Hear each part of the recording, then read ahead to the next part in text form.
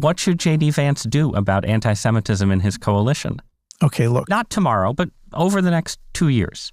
I deliver my advice to J.D. and to other people in Washington, not over the airwaves, and they might not appreciate it. But let's find a hypothetical leader of a hypothetical right-of-center party. But put it this way: are you trying to? Is it more about sort of vocal condemnation, or is it more about institutional gatekeeping?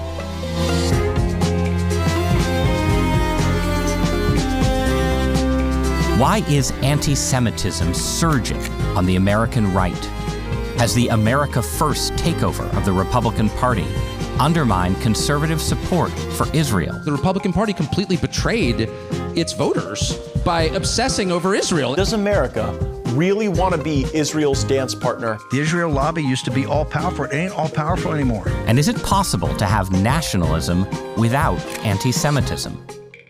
My guest today is an Israeli political theorist and one of the leading advocates for political nationalism in America, in Israel, and around the world.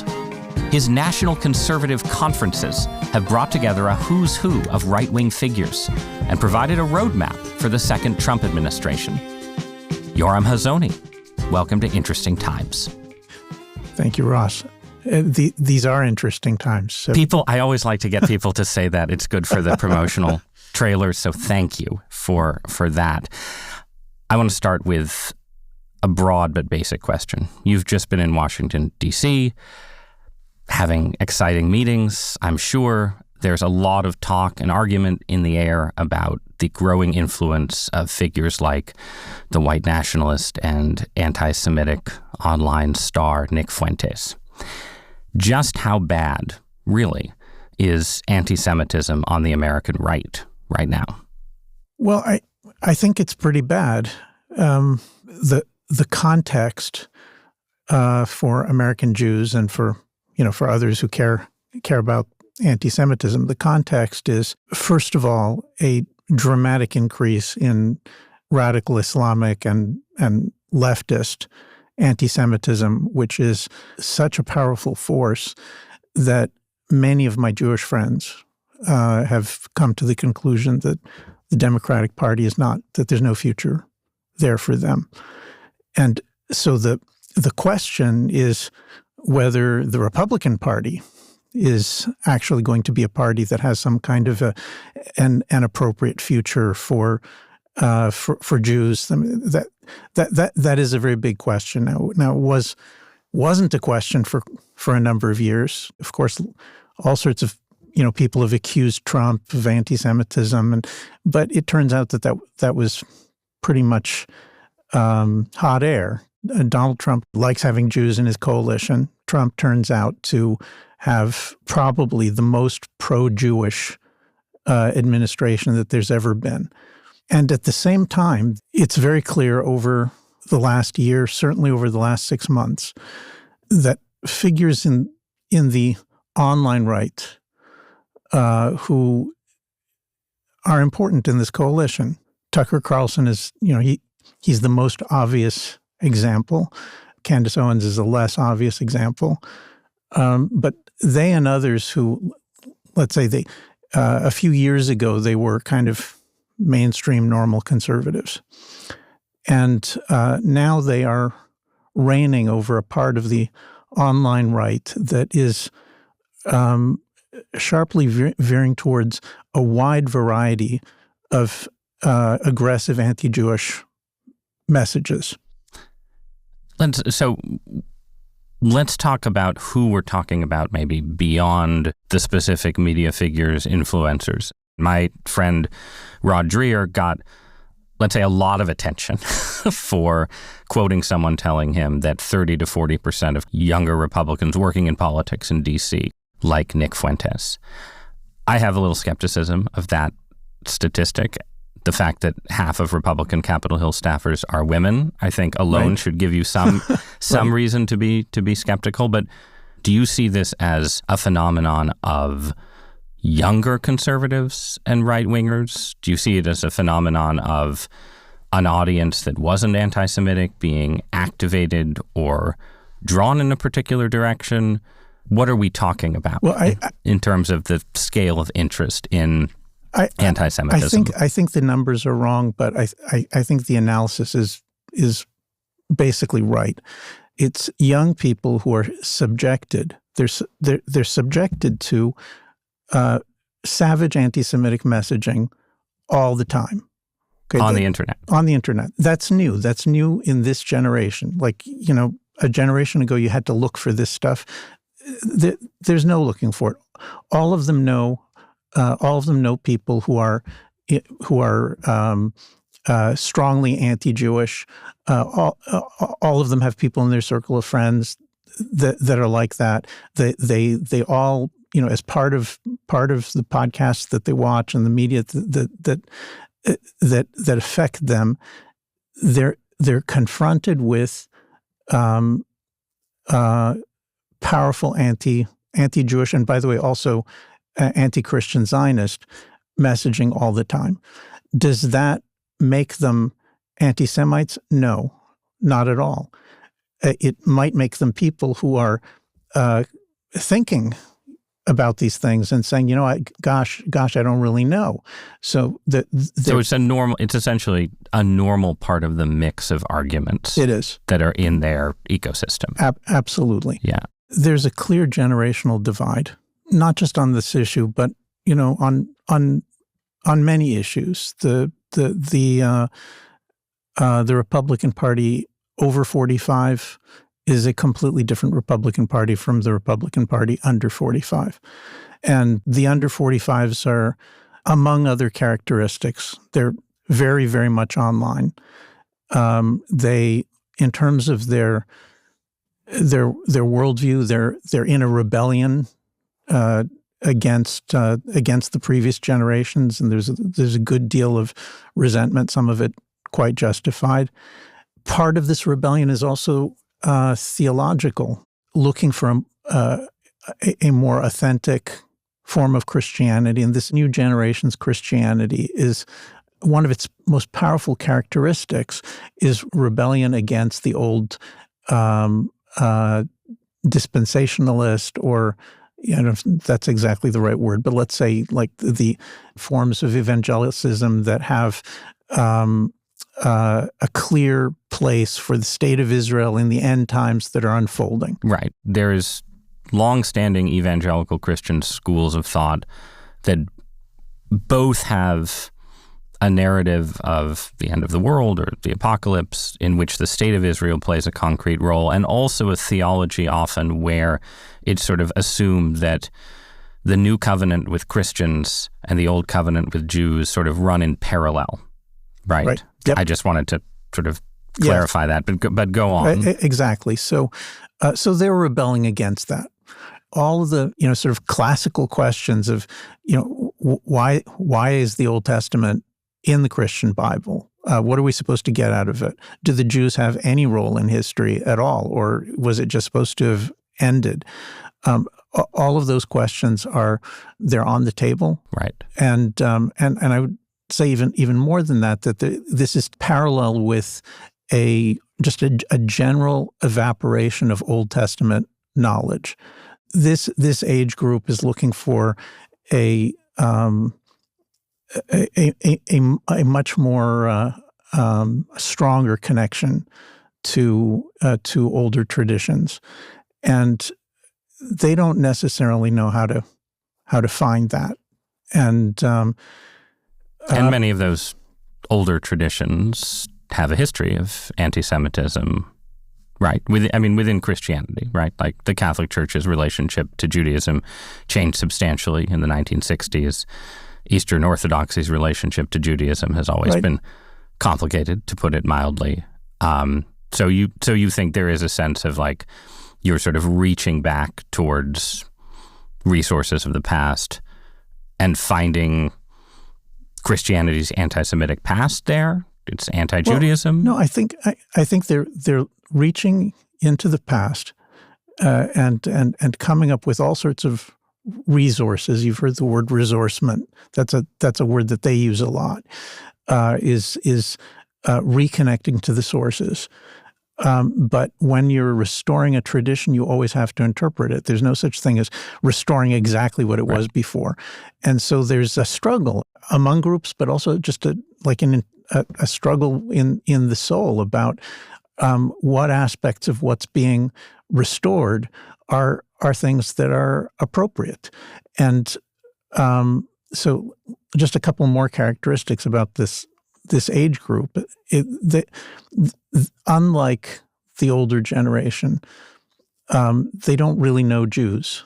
Like they know liberal Jews. Why? But why not? Because the entire Trump movement, the MAGA, the NatCon, the entire thing is itself a rebellion against established elites. So if you were being brought up in the old established elites, in the Republican Party or the Democratic Party, it was just kind of normal that all those people went on, on AIPAC trips or Federation trips to Israel, and you got a lot of contact with Jewish members of the coalition, and it was normal. There's new elites in town. The right has thousands of young people, hundreds of them have gone into the administration, and they are new to a lot of things. And one of the things that they're new to is sitting around and talking to religious Jews or nationalist Jews. So this has not been, an important part of my my job description for decades. Running trips to Israel is not what I do, but in the last year, I've started experimenting with this together with friends.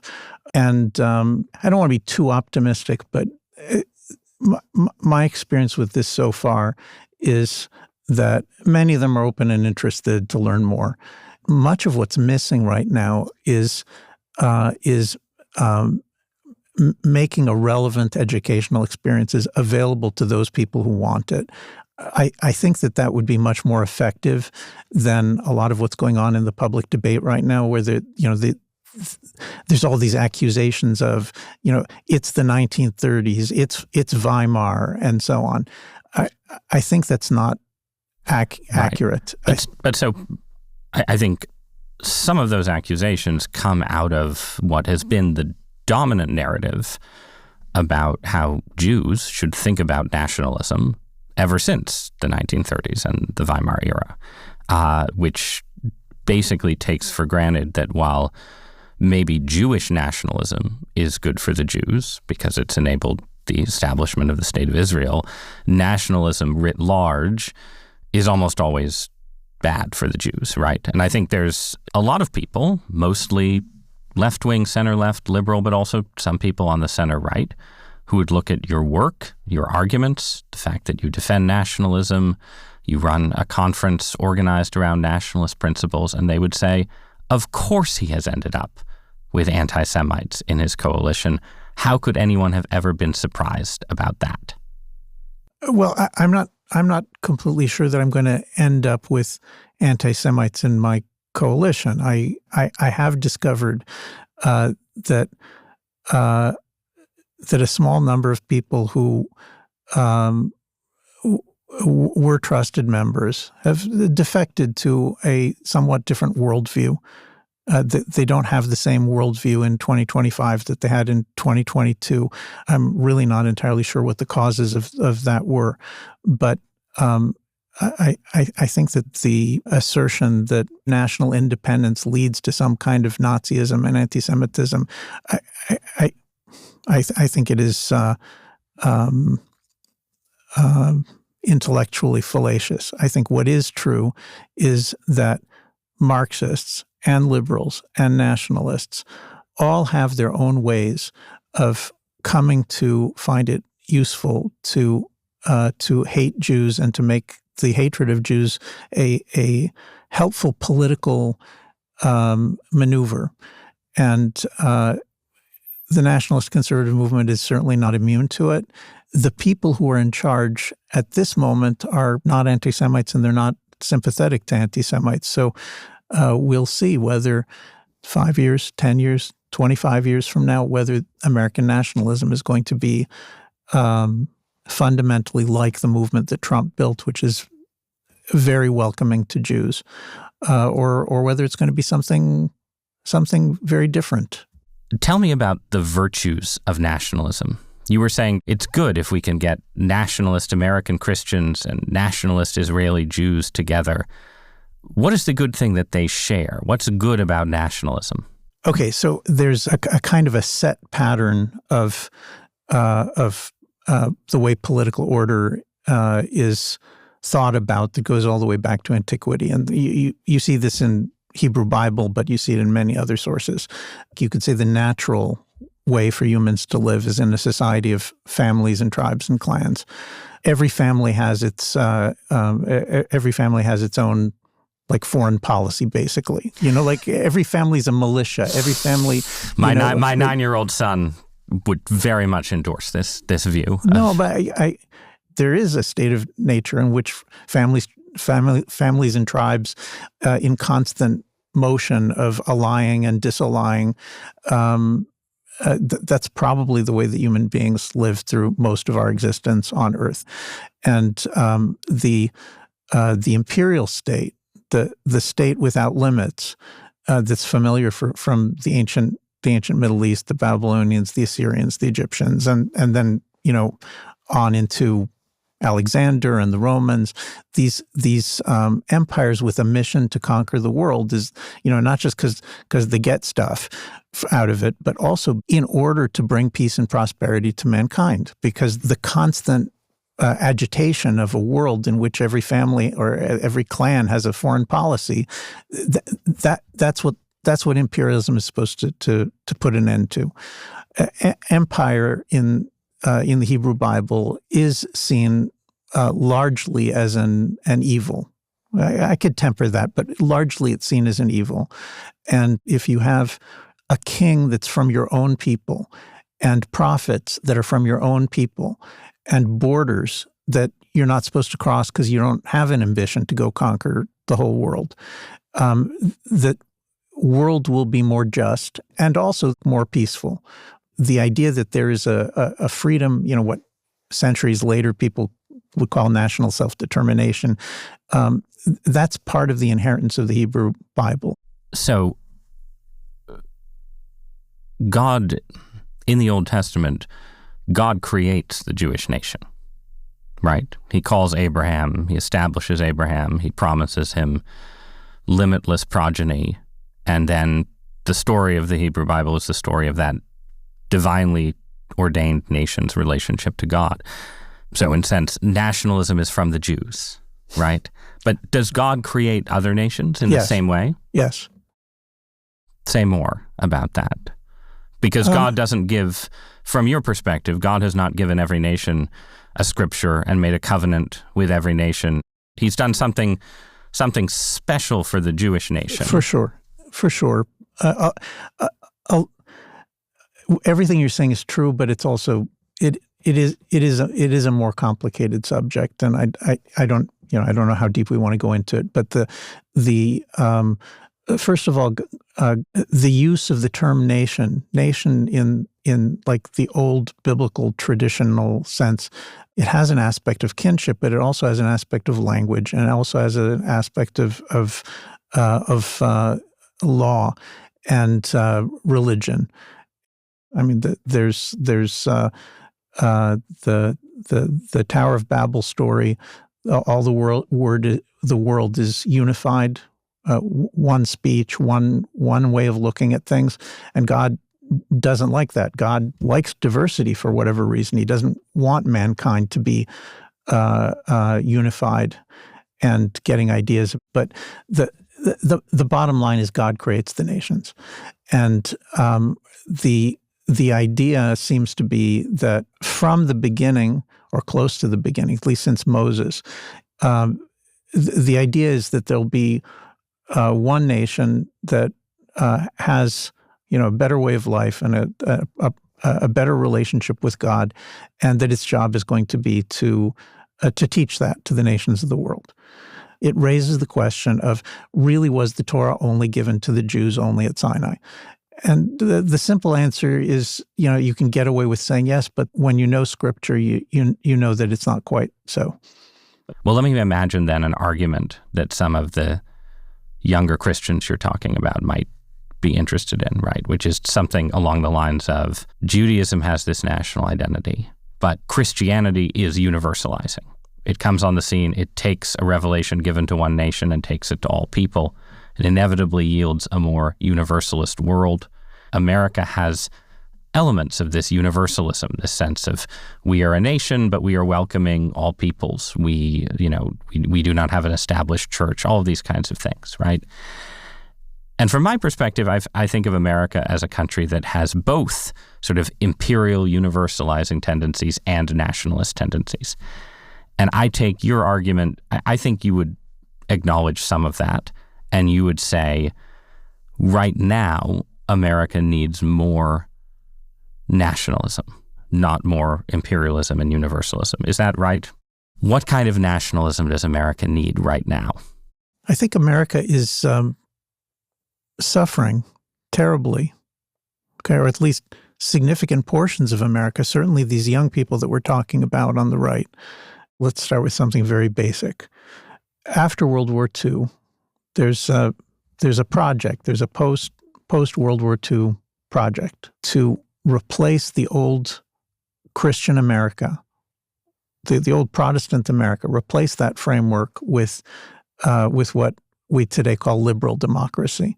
Okay, it was going on before that, but kind of came to its dramatic moment when God and Scripture were removed from the public schools in the 1960s. They grew up in a world where every choice that you make is up to you, and all the choices are equal. Where even their parents, even in church or synagogue, they were told, do what makes you feel good. Generate the values from yourself. Do whatever you think is right for you. Okay, which, it's not inherently a bad thing to say, obviously, but in a context in which nobody's saying, listen, kids, marriage is better than not being married. Having children is better than not having children. Going to serve in the army is better than not going to serve in the army. All of these kinds of, very fundamental moral and political guardrails that give you like a direction. It's all been shot away. And once it's all shot away, you don't have the basis for a common national culture, and you don't have the basis for continued existence of a nation. It is palpably tottering in the direction of dissolution and civil war all the time. The only way to improve that situation is to reassert some kind of cultural center. Okay, that doesn't mean you have to hate anybody who's not included, but there has to be some kind of cultural center in America. That cultural center, there aren't too many choices. It has to be Christianity. It has to be the common law inheritance. It has to be the English language. There are things that exist in the tradition that can be restored and can be used in order to find a center again. If that's not done, then America, it's just a matter of time before it disintegrates into pieces, or until you have some horrific dictator who rises to impose order by force. Right, but so I'm trying to push towards a more American nationalism now means what? It means slower immigration, not no immigration, with more emphasis on assimilation and the English language. But is that fair? Okay, I'm sorry. So let me be first a slogan. The nationalist conservative movement, it's got a few slogans. One of them is national independence, national interests, national traditions. That's It's not. We don't have an official committee for adopting slogans. We do have a statement of principles that was negotiated painfully over many years. But I think if you want to simply understand, like, what does this movement stand for, that's a pretty straightforward. National independence meaning that the various nations of the West need to shake off the oppressive international organizations, whether it's the EU or the United Nations, and to resume something that looks much more like nations determining their own destiny. National interests is referring to the purpose of national government. Its purpose is, like Trump says, America first, to look out first and foremost for the interests of these people. And then the religion part enters into the national traditions. National traditions means both constitutional and religious traditions. You can add, linguistic and others. And these discussions are happening in many countries. But in the United States, concretely, the most obvious policy issues have been number one, dramatically reduce immigration or possibly end it for a period. This is a framework that allows Americans to make sense of demands like we're over 15% of the population is foreign-born. We need to take a break. We have a right to, because we want to be able to preserve what was good about our society before large-scale immigration. This framework allows people to understand why it's morally justifiable to think that way. In order, to go back to your prior point, to encourage assimilation rather than to encourage racial purity. Yeah, right. This has nothing to do with race. There's strong reasons when you study Scripture to notice that God is really unhappy with the idea that people should just be unjustly persecuted because they belong to some other people. One of the things that's endlessly frustrating about these discussions, again, on the podcasts, is that they talk about the Old Testament as though it doesn't have love the stranger as yourself, for you were strangers in Egypt, or any of many other such passages. What does this mean in foreign policy? What does the American alliance system look like under conditions of nationalist revival, for instance? Okay, important to emphasize. I'm skeptical of big political answers that are supposed to just solve our problems.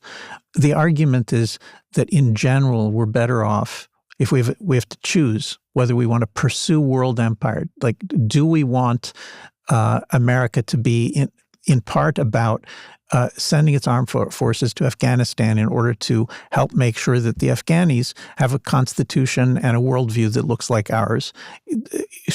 So my view is, no, that's terrible for Americans. It's not good for Afghanis either, and that shouldn't be the framework. The framework should be a world of independent nations, where first of all each nation looks after itself. Does that mean that those are all going to be nations that I would want to live in? No, of course not. The principle of national independence can be a good principle without having this sort of like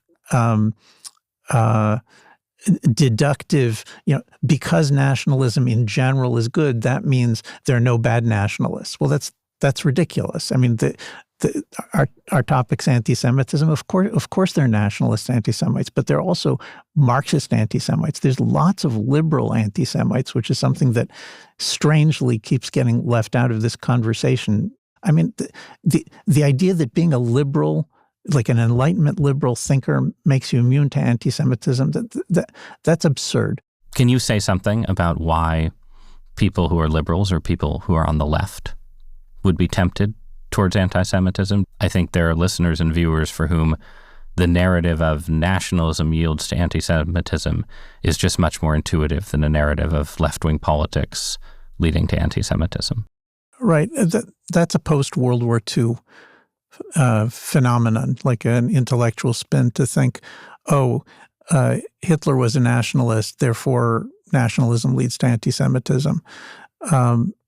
But liberalism has a lavish history of anti-Semitism. The liberal Enlightenment, the encyclopedists, Voltaire, is rotten with anti-Semitism. The German Enlightenment, Kant, Hegel, and many, many others is just horrific in its because the Jews are seen as this pre-modern holdover that resists liberalism. What is the all the Enlightenment rationalists, all of them, they think that what they're doing is they're moving the world towards reason. They're dropping tradition, they're dropping God, and specifically they're dropping the Bible. For all sorts of reasons, they're extremely aggressive against the Hebrew Bible and against the Jews, whereas they're more careful with how they handle the New Testament and Christianity. And so what you get is, I mean, this should sound familiar because these people are still around today. You get the view that the Old Testament, it's about genocide, it's about tribalism, it's about war, it's about vengeance, it's about an obsession with the land, it's about the claim of specialness and superiority of a particular people. And the Enlightenment, they hate particularism, they hate it. It drives them completely bananas to have a particularistic religion.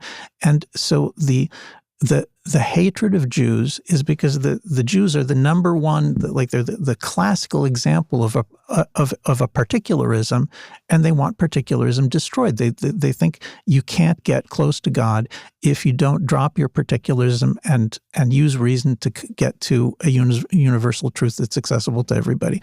And then this is transferred to contemporary debates where Israel, as a particularist nation, is seen as an affront to liberal left-wing universalizing sentiments. Absolutely.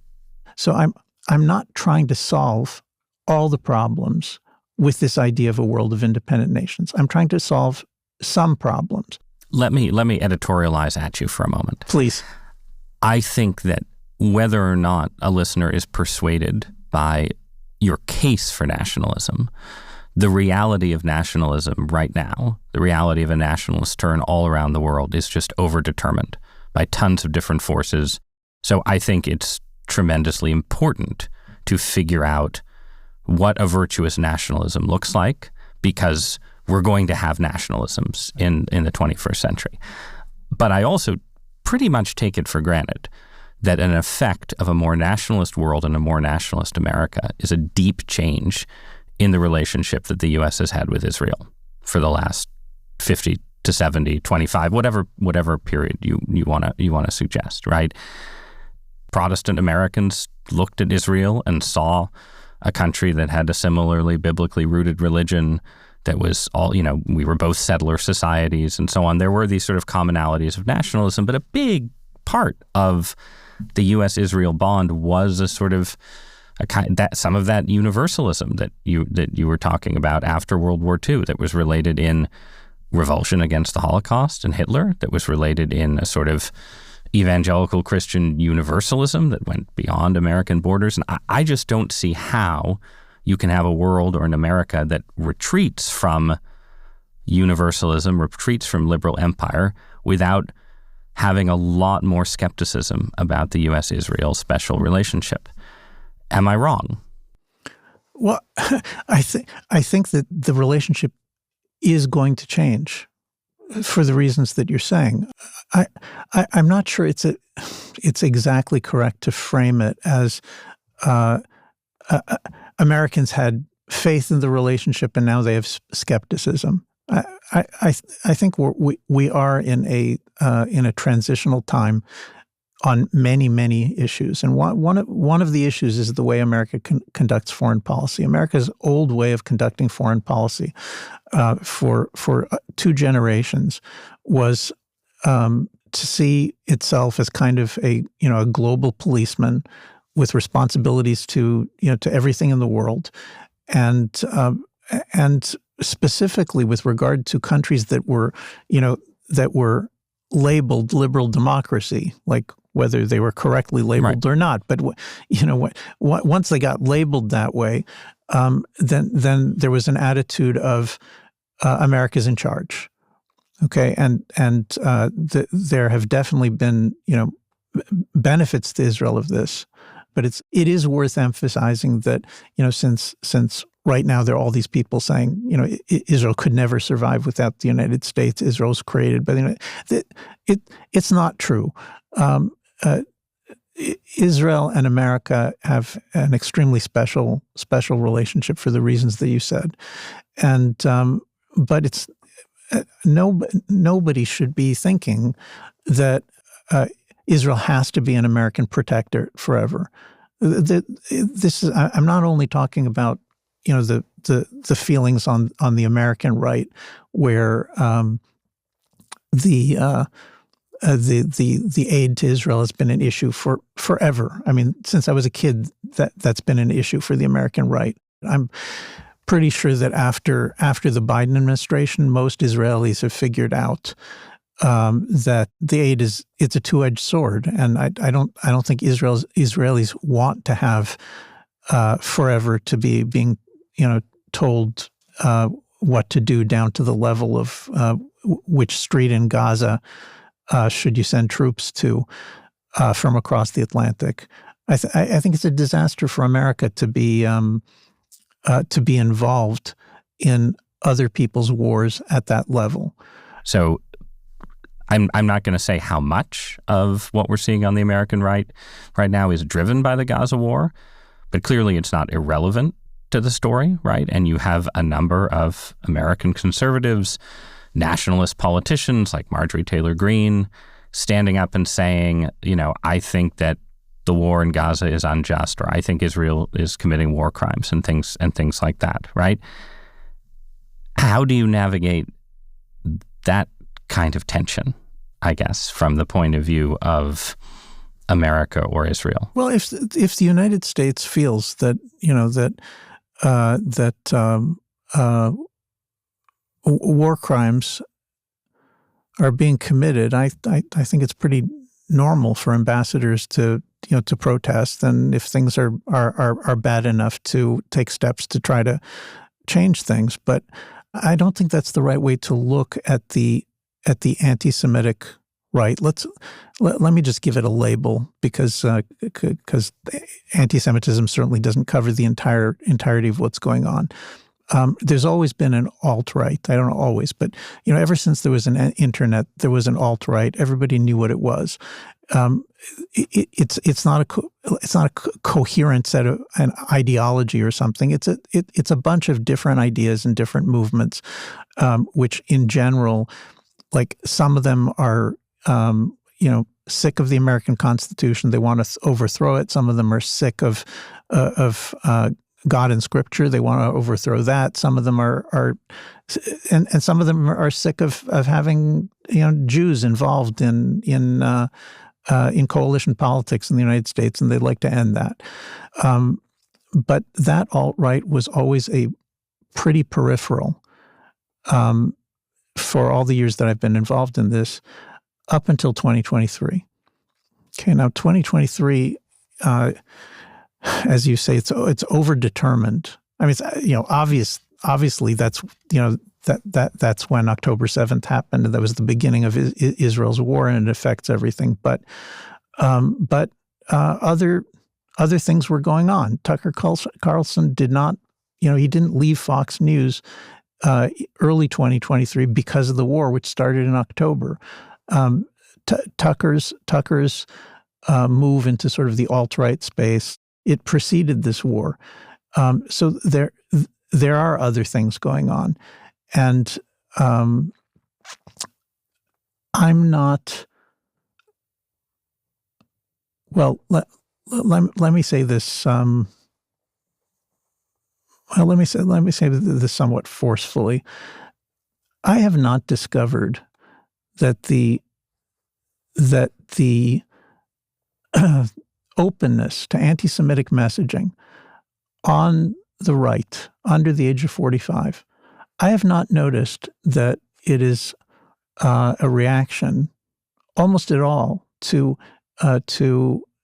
supposed Israeli genocide or accusations of war crimes in Gaza. When you talk to the actual people, the relevant people that we're talking about, honestly, they have no interest. It's true that that Carlson's program and Dave Smith and a whole bunch of other online people are importing the arguments of the left. I mean, they're basically reading Haaretz. They're reading, Israel's Bolshevik, lefty newspaper, which is, it's strange to have people who are supposed to be conservatives learning these things from Bolsheviks. It's a little bit weird, but the actual people that we're talking about, the people like we're worried about 10 years from now, 20 years from now, these elites, they're going to be in government in the United States. Those people don't, as far as I can tell, they don't buy the Gaza line. They do have openness to Jewish skepticism and to possible anti-Semitism, but it's not about Gaza.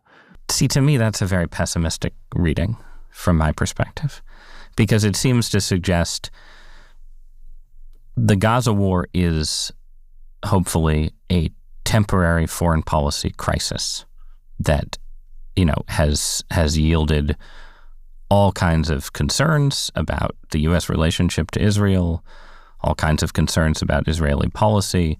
But those concerns could be time-bound, right? They could be removed from the stage. And if I'm being optimistic about the trajectory of anti-Semitism on the right or left, I would say remove the Gaza war and the arguments about its justice and injustice from this debate. And a bunch of people who are not hardcore anti-Semites, but are sort of peripherally drawn to those arguments. The kind of people who, might read about Jeffrey Epstein and say, this Jewish financier, and people are saying he was blackmailing the U.S., and maybe that explains why the U.S. isn't doing more to stop the Gaza war. Like, that's a kind of train of thought. You cut off some of those trains of thought, you change the foreign policy dynamic, and anti-Semitism doesn't go away, but it diminishes. If that's not the case, then it seems to me that we're talking about more something that's fundamentally rooted in the culture of the internet, maybe the culture of parts of my own religion. You're suggesting that seems to me to be a darker narrative, a reason to be more pessimistic. That you can. I don't know. I'm sorry. I wasn't. I was. I know you weren't trying to be optimistic. I was just trying to be factual. This is not this tremendous hurricane of a fight that we're seeing on the right between Jews and Zionist Christians against an emerging faction which is hostile to Jews and Zionist Christians being part of the coalition. This fight is not about foreign policy. It was. I don't think it was ever about foreign policy, but it doesn't matter. It's very easy to see that it's not about foreign policy, because when the issue was Trump is about to start World War III because the Jews are dragging him into war with Iran. The United States is going to occupy Iran. Thousands of people are going to die. China is going to enter. Russia is going to enter. We're going to lose. Like those were very, very prominently stated views about what was going to happen up until June 22nd. After June 22nd, if this were a foreign policy issue, then what should have happened is that people should say, wow, this isn't the old neocon foreign policy. It's not about conquering the whole world and turning it into liberal democracies. It's something else. It's much more realistic. It's much more about surgically placing some American power at into play in contexts in which American allies have been doing most of the fighting themselves. June 22nd could have happened. We could have been June 23rd, and all the people who said these totally crazy things about World War III and all they could have just said, I was wrong. the Trump nothing ever happens that fast. No, in fairness, in political debates. Fine, it could have been 3 weeks later, whatever, a month later. Right. There wasn't. No, something did happen that was fast. What happened was that instead of saying, the Trump team, they're actually pretty good at this. They actually know what they're doing. They're not the old neocons. Instead of saying that, they immediately, the same complex of podcasters, they immediately switched to Epstein. They immediately went to. I mean, it got. But so doesn't that? But wait, part of it that, just got. It got much worse. The anti-Jewish messaging over the summer was much worse than before the Iran attack, because it went to Epstein, and after Epstein, it went to Charlie Kirk, and did the Jews kill Charlie Kirk? There has been all year long a nonstop anti-Jewish campaign to differing degrees in different podcasts. And that campaign is not about foreign policy. Foreign policy is one of the tools in its arsenal. But then I feel like you are, in a way, making a version of what would be the sort of typical liberal argument about the problems of nationalism, because these podcasters who you're talking about, not all of them, but many of them, I think a lot of people would just say, like, these are part of the constellation of nationalism and populism in American politics. Certainly, Carlson himself was a speaker at NatCon, right?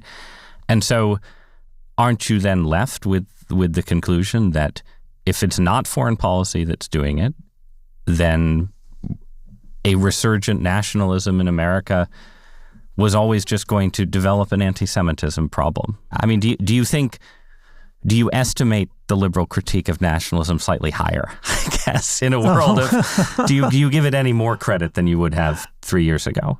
And then I'll ask what you do about it. But no, I'm sorry. I mean, I really want to help with that, but I can't. No, I have, I don't,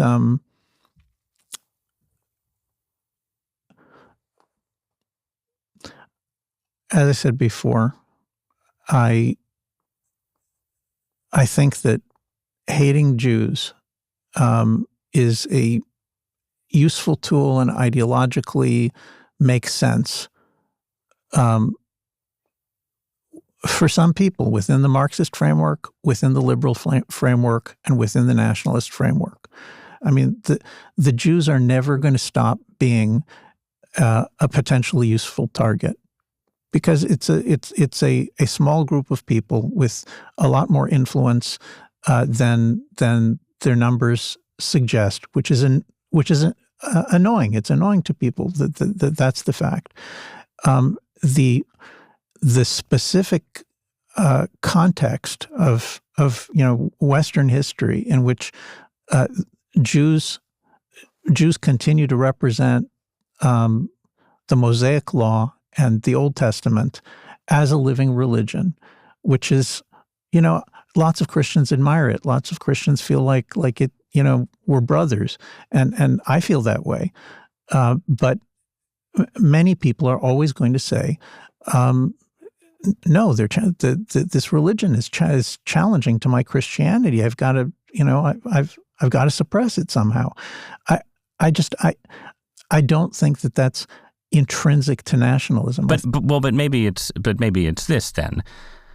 Each form of politics has specific things intrinsic to it that are picked up by anti-Semites. So maybe liberal and left-wing anti-Semites say Jews offend against our cosmopolitan universalism by remaining particularist. Right. But within the context of nationalism, it turns out to be Christianity, a certain kind of conspiratorial anxiety about elites, and then the internet supercharging it. And maybe, that's how I'm interpreting what you're saying. So what, we'll end here. What do you, but not just you, what do leaders of a nationalist conservatism who aren't anti-Semites do about it? What do you think Donald Trump or J.D. Vance should be doing about this, what you just described as a roiling battle? Look, Trump already gave us a model. Like he already did something. He built a nationalist coalition, which had many different groups in it. And he very skillfully made sure that the different parts of the coalition were honored, and to a large degree giving honor to one another. A political coalition like this, it's a lot like a marriage. If the two parties, the husband and wife, they're always going to have different opinions and to a certain extent different interests. And if they honor one another, despite the differences, then you can get through it and you can have a beautiful marriage. If they're not willing to honor one another, and instead, each side feels like, I've just got to say everything I think about you. No, now sit and listen. I'm going to tell you all about what I think. Okay, so that's what's happening on these podcasts. The Trump coalition was built on, trying to give honor to everybody, which meant that everybody's unhappy at certain moments, because you can't honor everybody equally all the time. But he made it work. Trump made it work. What's happening on these podcasts is an exhortation to a completely different kind of politics. Let me just a few examples quickly so that it's clear what I'm talking about. Podcasts that say repeatedly that the Old Testament is about violence and genocide, or the repeated claim that Jews are demonic, the Jews are a demonic force in history, or the repeated claim that Jews are trying to kill every Christian in the Middle East and they have a plan to do it, or the repeated claim that the Jews rule the American government, or that the Jews shot Kennedy. Or, you could just keep going on and on, that Zionist Christians, that they're heretics and that it's idolatry. All of these messages, they are, fine. People have a right to their opinion, but they're abusive, wild slanders. And in a context in which the political coalition is constantly having to absorb these attacks on one or another part of the coalition, you're not going to be able to maintain it.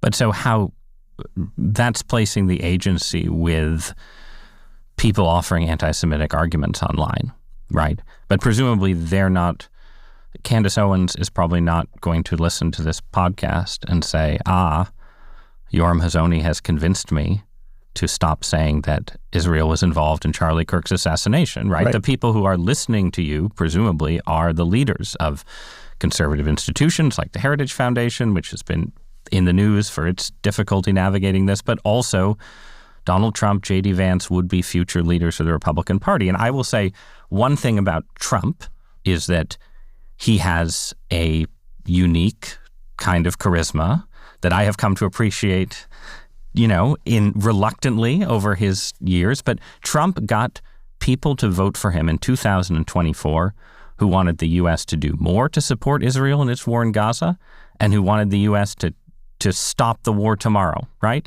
He got Arab Muslims in Dearborn, Michigan, and right-wing Jews in, greater New York City, right? That's a unique political talent. And maybe it creates tensions that are just really hard to manage for his successors. So I want you to give advice. Just give advice to J.D. Vance. What should J.D. Vance do about anti-Semitism in his coalition? Okay, look. In the next, not tomorrow, but over the next 2 years. I deliver my advice to J.D. and to other people in Washington, not over the airwaves, and they might not appreciate it. But let's fine. A hypothetical leader of a hypothetical right of center party. Is it? Put it this way: are you trying to? Is it more? Is it more about sort of vocal condemnation? You need people to draw a bright line, or is it more about institutional gatekeeping, like making sure you are making decisions about who is occupying leadership positions, who you're hiring, and so on? The basic, the fundamental skill that you and I are admiring in Donald Trump, and we're hoping. God help us, yeah. No, but he's got it. He does, and he has that skill. We're hoping to see in JD or whoever is going to be the next Republican or conservative leader. We're hoping to see a similar skill. What exactly is that skill? That skill is the skill of determining what the boundaries of the coalition are. Right? That means it has a boundary to the left. It has a boundary to the right. Every coalition has boundaries. There's no such thing as a coalition that's just open on one side. It doesn't exist. So it means determining who's in and who's out. This is not the same thing as canceling them or making them illegal. The question is who's sitting at the table when you're making decisions. Nick Fuentes does not have to sit at the table when you're making decisions. Part of that job of deciding who's in and who's out is giving honor, but part of it also is laying down the law. It means that if particular individuals or politicians or streams look like they could be in, they've been in before, they could be in again, but if they're causing too much trouble, then the person who's heading the coalition, the person who's building it, maintaining it every day, has to be able to say, look, I need your help. I need you to knock it off. Here are the things I want you to stop doing, or here are some things that I want you to do in order to make it possible for this coalition to survive. Do you think it's hard for Republican leaders to do that right now? Do you think people, again, generic Republican leaders, do you think that they're afraid of the forces? Yes. But part of what we're seeing, and this is a crucial point, they didn't understand until very, very recently that this dynamic exists at all. Most of the people in the administration and other significant figures, the Heritage Foundation, Turning Point USA, all these other big pieces of the nationalist right, many of them, almost all of the leaders have been silent so far in trying to navigate this summer's explosion of anti-Jewish messaging. I mean, it is a hurricane, and I already said what their job is, but I didn't say anything about timetable. Kevin Roberts from Heritage is a close friend. He stepped forward to try to make order in this, and destabilized his institution because the hurricane forces are too strong, and he didn't completely understand what it was that he was stepping into. Now, Kevin, like virtually everyone else that I know in Washington, is fundamentally ecumenical in his worldview. He wants to see a coalition that's Protestants, Catholics, and Jews working together to make America great. And for the and he's got all these people attacking him and saying that he's an anti-Semite. It's extremely unnerving, and it's unnerving for everybody. I think it's going to take some time.